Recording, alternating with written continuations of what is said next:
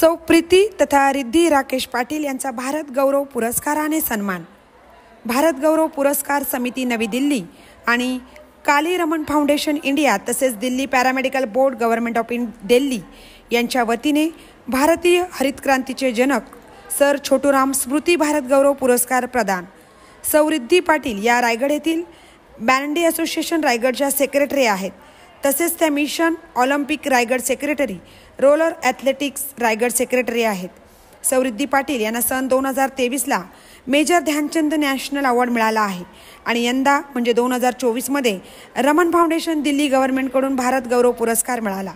स्केटिंगमध्ये coaching लेवलला उत्तम कामगिरी केल्याबद्दल त्यांना हे अवॉर्ड मिळाले आहेत।